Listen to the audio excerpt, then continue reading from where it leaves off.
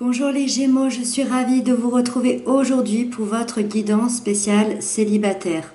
J'espère que vous allez bien, j'espère que vous êtes bien en forme. Dans cette guidance, on va aller voir votre état d'esprit pour le mois de novembre, ce que vous souhaitez le plus, le défi à dépasser, les conseils du tarot pour vous aider à avancer et pour terminer l'évolution possible pour ces prochaines semaines de votre vie sentimentale. Donc c'est parti, on y va, on démarre ensemble avec votre état d'esprit. On est à l'état d'esprit du diable. Alors, pour ceux qui connaissent un petit peu le tarot, le diable c'est toujours un peu la carte qu'on redoute parce que c'est une carte qui nous parle de manipulation, qui nous parle de perversion et qui nous parle d'addiction. C'est-à-dire qu'on est très grossièrement le pantin d'une personne, le pantin d'une situation ou que l'on est vraiment addict à une substance qui nous empêche d'être nous-mêmes. C'est vraiment la carte qui nous empêche d'être nous-mêmes. Au vu des cartes ici, quand je jette un coup d'œil, on verra par la suite si ça me le confirme.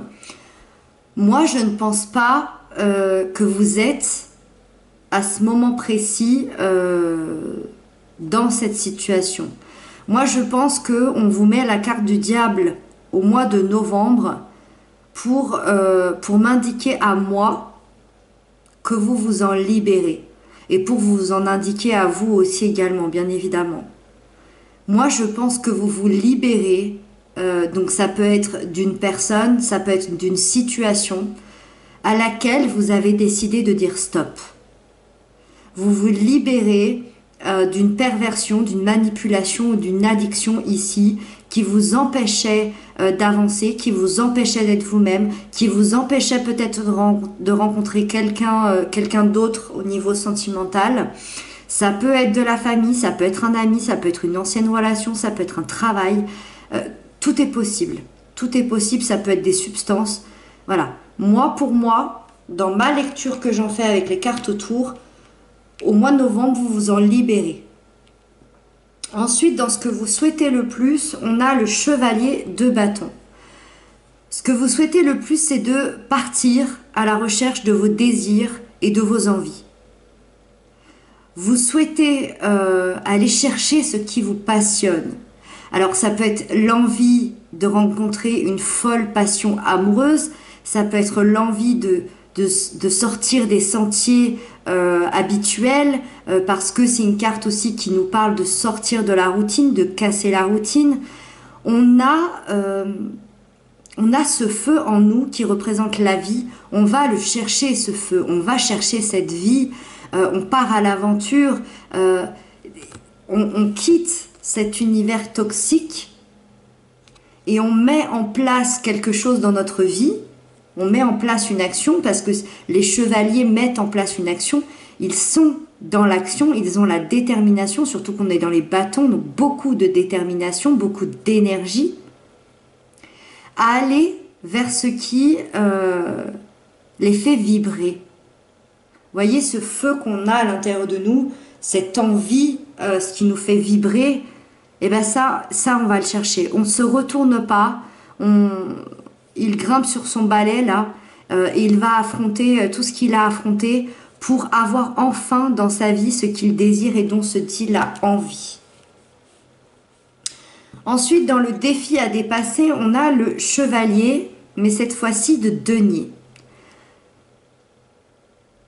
Le défi, c'est peut-être une certaine lenteur à inscrire vos actions concrètement dans la matière. Je m'explique.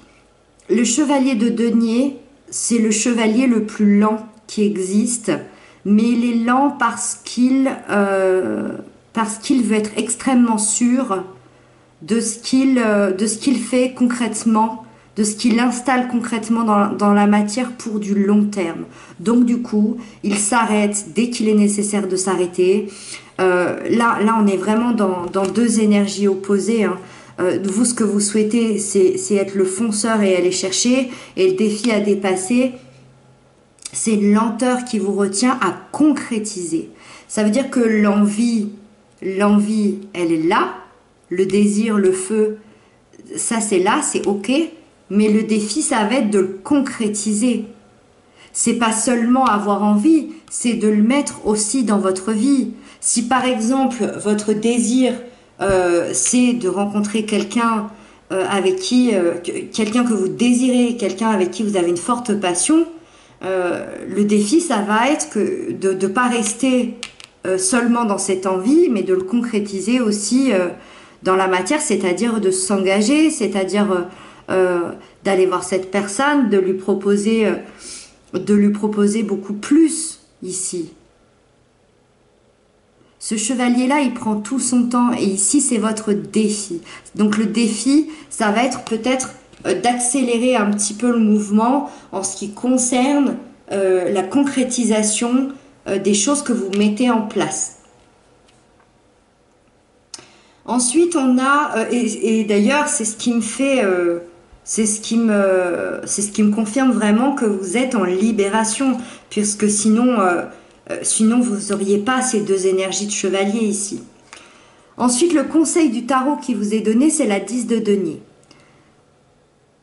Je dirais ici la reconnaissance, puisque c'est une carte qui nous parle d'épanouissement personnel, d'épanouissement familial, de sécurité, de stabilité financière, de réussite aussi matérielle. Donc j'aurais tendance à dire que le conseil, c'est la reconnaissance. Rappelez-vous de ce que vous avez de bon dans votre vie.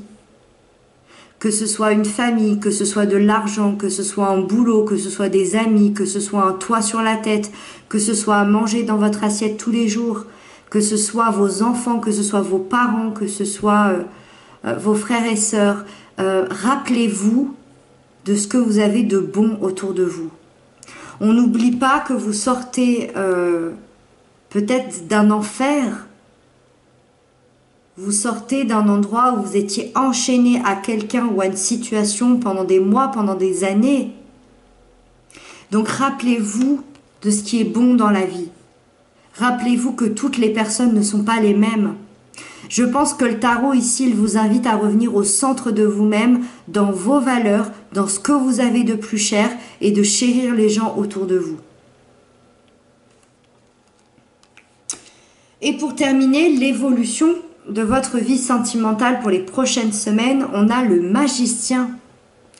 Waouh! Arcane majeur.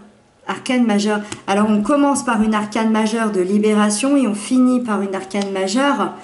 Le numéro 1, la carte numéro 1, le commencement. Un tout nouveau livre. C'est même pas un chapitre, c'est un tout nouveau livre.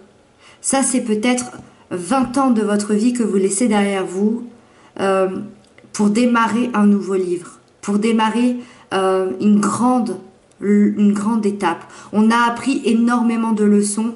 Maintenant, ça y est, on est capable de passer à une autre étape et on est dans l'évolution sentimentale. Donc, ça va être ça, l'autre étape. Ça va être cette évolution sentimentale.